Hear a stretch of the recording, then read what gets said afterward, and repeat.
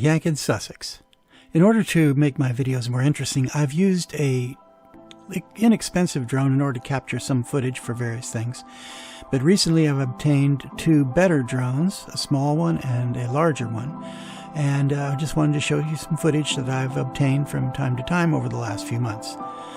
The two drones are the DJI Mini 2 and the Hubsan Zino 2 Plus. And here are some of the views I've gotten from them.